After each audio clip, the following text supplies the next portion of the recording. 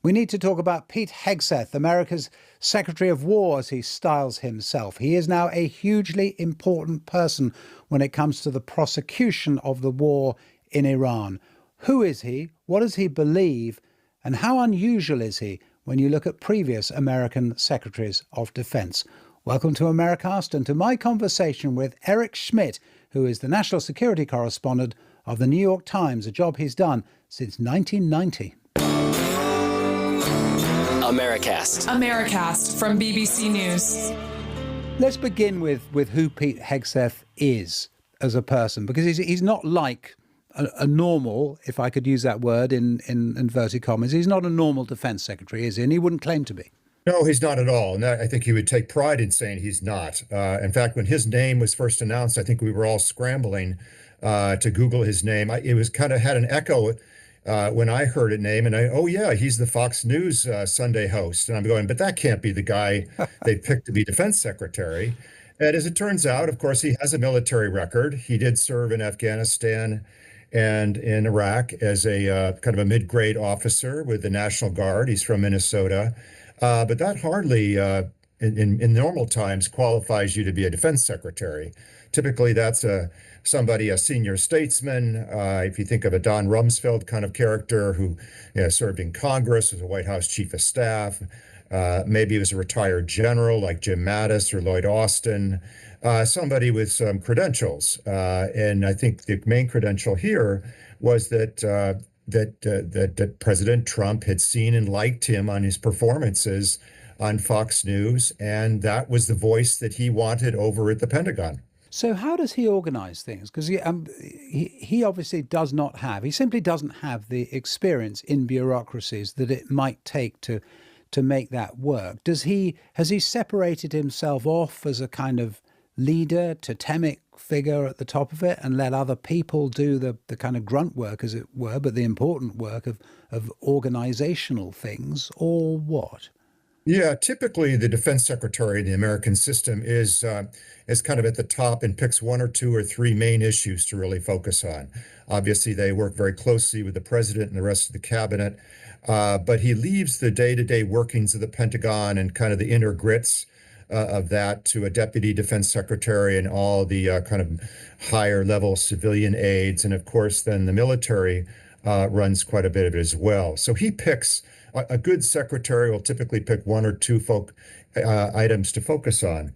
And Hegseth, when he came in, made it very clear that his first and foremost objection was going after DEI, diversity, equity, and inclusion. He felt, and he had written about this in previous books and in podcasts and on his Fox News programs, he felt that the United States military had gone woke. It had basically bent over backwards to accommodate minorities, to accommodate women, and that the military that he enlisted in, sometime after 9/11, really to go after enemies of the country, had really gone soft. And so what he was trying, and what he's talked about repeatedly in his writings, and certainly after he came in as as secretary, was to inject more lethality and combat effectiveness inside the United States military, and that we'd gotten bogged down in these wars, the same ones that he'd fought in Afghanistan and Iraq, and we had to get away from that mindset and really start thinking more broadly to future type threats, whether they be in Russia or China, or as this administration now is focused on the Western Hemisphere and defending the homeland, and also of new technology. So I think those are kind of some of the big issues that he took on right away. Would a fair-minded person say he's had any success in them? Well, I mean, it depends on your point of view. Again, one of the first things he did was sack the sitting chairman of the Joint Chiefs of Staff, an African-American named C.Q. Brown, a fighter pilot who had tremendous wartime fighting credentials. And yet, I think Hegseth has basically insinuated that he only got his job because he was black. He has systematically gone through the senior ranks of all the military services and fired some 24 top generals and admirals. He just recently fired the Army Chief of Staff, Randy George, and that marked the last of the service chiefs of the heads of the various branches of the military services in the U.S. military that he has fired and now is basically putting his own people in. So he is trying to remake the United States military and what he feels is a more with people that he believes are going to be more focused on taking the fight to the enemy, whoever that may be, whether it's drug traffickers on the southwest border of the United States or in the most recent case against the country of Iran. And of course, if he gets criticism, he is very, very tetchy. Well, in fact, more than tetchy, isn't he? He's actually kicked people out of the Pentagon. Explain the relationship, the Hegseth relationship with those people in the press who ask reasonable questions of what he's doing.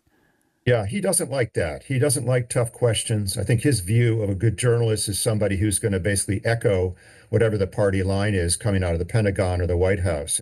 We wrote a lot about his shortfalls, his multiple marriages, his drinking problems, his failed businesses. And so it wasn't a pretty sight, and he barely got through the approval process. And I think he kind of took that as brought that grudge with him into the building. And rather than trying to work with the media, obviously there's always going to be tensions with the media, he immediately sought to restrict our access. And ultimately, last fall, confronted us with the option, if we wanted to keep the access to the Pentagon that we've had for many, many years, we would essentially have to sign a loyalty oath. That is, we could only publish information that had been pre-approved by the Pentagon. And of course, with the First Amendment, such as it is here in the U.S., there was no way we were going to do that. And we walked out. The New York Times has sued the Pentagon over this policy, and they're in the midst of litigation to try and get access back into the Pentagon, which is a very important part of our daily job. But we've essentially overcome that. But it's a very combative relationship, even more so than I think pretty much any other secretary I've covered in 35 years. He doesn't, these news conferences we've seen during the Iran war are rare, and they hadn't really happened at all up until the war. Defense secretaries, like other cabinet members and the president, typically travel with the media. He only takes kind of a selected, hand-picked few from a conservative press that he feels will kind of ask safe questions and, again, echo kind of his view of the world and his view of operations. So no, he doesn't like to be challenged, and it's been tricky to kind of get him on the record in confronting him with these things. When you say the most aggressive ever, I mean, thinking back to Donald Rumsfeld, and people might remember the briefings which were televised during the Iraq War. People of a certain age will remember them, and I certainly remember occasionally being in the room. And frankly, it was terrifying. I mean, because he was on great form, and he's acerbic, isn't he, Rumsfeld, and really capable of kind of putting down individuals, and he often did that. But you're saying Hegseth is more than that. Well, the thing with Rumsfeld was, you're exactly right. He was acerbic, he was combative, but he was a wrestler in college, and what he liked was confrontation. Yes, he was, wasn't he? And if you were prepared, and if you had your ducks in a row, and you were well informed, and you were willing to push back, he respected that. He liked that. He liked the jousting. He wasn't afraid of it. He was supremely confident. Pete Hegseth is not confident. He doesn't have a whole lot of inner self-confidence. He projects like he does, but if I think he did, he would be willing to take us on. So the difference between Hegseth and Rumsfeld is huge in that regard, and that Rumsfeld would take on any comers. And if you made your point, it was rare, but every once in a while he would acknowledge, maybe you've got something there, Schmidt. I don't think you're right most of the time, but every once in a while. Whereas Hegseth doesn't even, entertain that as an option. And just to underline, if you're not in the Pentagon is this huge building. People will know the building. But the hugeness of it, actually, I don't think is always completely obvious when you just see pictures of it from the outside. This kind of extraordinary mass of corridors and offices. And the crucial point, Eric, is you can sort of roam about, can you? If you're based in there and allowed in there and credentialed to be there, you can talk to people in corridors and glean interesting pieces of information all day.